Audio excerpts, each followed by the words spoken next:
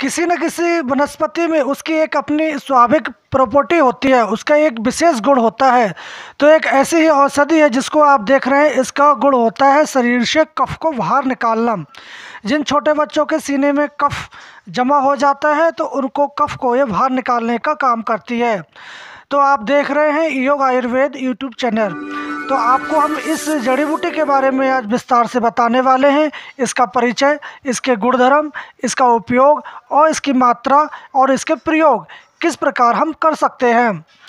तो जो आप वनस्पति देख रहे हैं इसको वृत्तकी, कांता, वृत्तका, बड़ी कटहरी और इसका लैटिन नाम सोलमन इंडिकम है।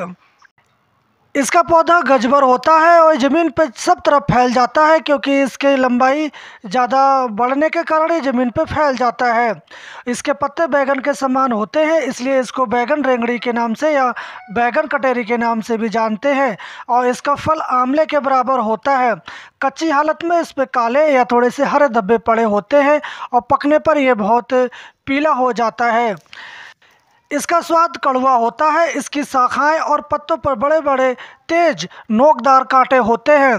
ये वनस्पति आपको भारतवर्ष में हर जगह देखने को मिल जाती है। और इसके जो बीज हैं आप देख लें, ये पकने के बाद थोड़े से धतूरे जैसे बीज छोटे छोटे या चपटे रंग के, थोड़े से ब्राउन रंग के होते हैं। आयुर्वेदिक मतानुसार ये बड़ी कटैया मलरोधक, हृदय को हितकारी, पाचक, कफ वात नाशक, कड़वी, मुख की आरुचि को यह नष्ट करने वाली, ये कुष्ठ, बुखार, श्वास, सूल, खांसी, मंदगनी को दूर करने वाली होती है। इसके फल कड़वे, तीखे, हल्के, कुष्ठ, कृमिनाशक, कफ और वातनाशक होते हैं। इसकी एक और सफ़ेद जाति की कंटकारी होती है, उसको वृत्तकी के नाम से जानते हैं। उस कटई का प्रयोग अंजन योग में या नेत्र रोगों में उसका प्रयोग किया जाता है। यूनानी मतानुसार यह औषधि दूसरे दर्जे की गर्म और खुश्क है। कुछ लोग इसको तीसरे दर्जे की गर्म और खुश्क मानते हैं। यह वनस्पति पेट में कब्ज पैदा करती है, दिल को कुव्वत देती है, भूख को बढ़ाती है, कफ और खून में फिराजत को दूर करती है, पेट और मल द्वार के कीड़ों को नष्ट करती है, खांसी, दमा, सीने के दर्द, कुष्ठ रोगों में ये मुफीद है। पेट का रोग, गुड़गुड़ाहट, वायुगोला का दर्द में ये लाभ पहुंचाती है। इसकी धुनी बवासीर के लिए भी बेनज़ीर है। ऐसे व्यक्ति जो अपनी मर्दांगी को खो चुके हैं, अगर वो इसकी ताज़ी जड़ की छाल को लेकर करीब 3.5 तोला और गाय के दूध में आप इसको पकाकर और उसका सेवन आप थोड़े दिन करते हैं तो आपको मर्दांगी फिर से हासिल हो जाती है।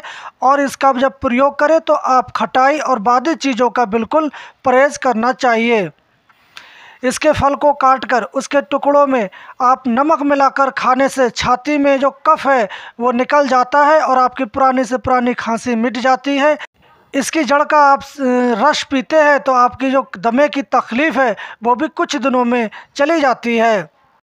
औरतों के लिए ये औषधि काफ़ी वरदान या अमृत तुल्य मानी जाती है, क्योंकि जिनका गर्भ गिर जाता है या पेट में मर जाता है उनको पीपल और बड़ी कटहरी की जड़ में पीसकर भैंस के दूध के साथ देने से उनको ये सारी शिकायतें मिट जाती हैं।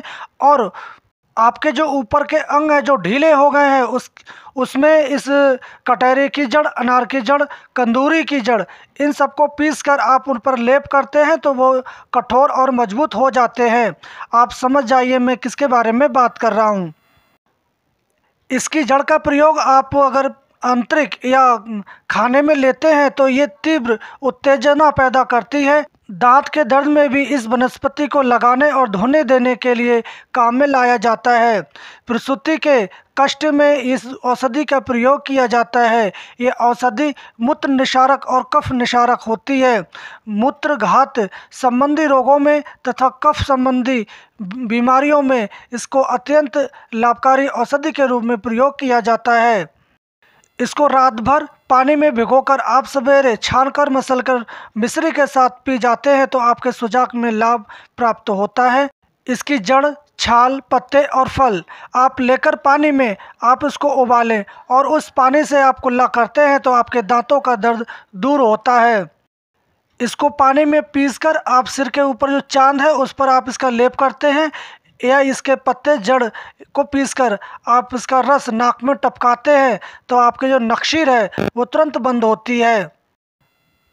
छोटे बच्चों की खांसी में भी इसका प्रयोग किया जाता है। इसकी कंठकारी के फूलों को, जो केसर है उसका चूर्ण आप शहद के साथ चटाते हैं तो बालकों की 5 प्रकार की जो खांसी है वो मिट जाती है। इस कंठकारी के पत्तों का रस मट्ठा में मिलाकर आप कपड़े से छानकर आप पिलाते हैं तो आपकी रुकी हुई पेशाब आपको फौरन आ जाती है। कंठकारी और गिलोय का रस 3-3 पाव आप लेकर इसको सेर भर पानी में डालकर हल्की आंच पर पकाएं। जब पककर यह रस जल जाए और घी मात्र शेष बच जाए तो उसको उतारकर छान लें, और इस घी को 1 तोले की मात्रा में आप सेवन करते हैं तो आपकी मंदअग्नि और बात से होने वाली जो खांसी है वो मिट जाती है। आँख के जाले होने पर आप इसकी जड़ को नींबू के रस में घिसकर आँख पर लगाने से आपके आँख का जो धुंधला है या जाला है या मोतियाबिंद है वो मिटता है। इसकी जड़ और भांग के बीज दोनों को बराबर लेकर आप बालक के पेशाब में इसको पीसकर और नाक में टपकाने से आपके मिर्गी की जो बेहोशी है वो छूट जाती है और मिर्गी में भी काफ़ी लाभ होता है। इसके रस को आप नाक में टपकाते हैं तो हिस्टीरिया रोग की जो बेहोशी है वो भी चली जाती है। इस प्रकार इस कटहरी का बहुत सारे रोगों में उपयोग किया जाता है, और इसी प्रकार एक इसका घृत या इसका अवलह भी बनाया जाता है। तो उस अवलह के बनाने की विधि इस प्रकार है। आप इस कटहरी का पंचांग, जड़, फूल, फल, पत्ते और बीज ये 400 तोला लेकर आप इसको 1250 सेर पानी में डालकर उबालें। जब 1/4 शेष रह जाए तब उसको उतारकर छानकर उसमें 5 सेर गुड़ और 100 बढ़िया मोटी हरड़ का चूर्ण डालकर पकाएं। जब ये चाटने योग्य गाढ़ी चाशनी हो जाए तब उसको में आप सोंठ, मिर्च, पीपल इन तीनों चीज़ों का चूर्ण 4-4 रुपए भर डाल दें। इसमें ताम, तालम पत्र और इलायची का चूर्ण 9-9 माह से डालना चाहिए। दूसरे दिन इसमें 24 तोला शहद मिलाकर ढाक देना चाहिए। यह अवलह की 6 मासे से 2 तोले की मात्रा में सुबह और शाम लेने से तमाम तरह की खांसी, दमे का दर्द में बहुत ही अच्छा असर होता है। इसके अतिरिक्त ये जठराग्नि की कमजोरी, कामला, पीलिया, लीवर और तिल्ली की वृद्धि, वायुगोला, हिचकी, बवासीर, अफरा, पेशाब का रुक के आना या मूत्रघात, सुजाग में भी इसका सेवन बहुत लाभदायक होता है। तो इस प्रकार आप इस अवलह को बनाएं और इसका सेवन करें।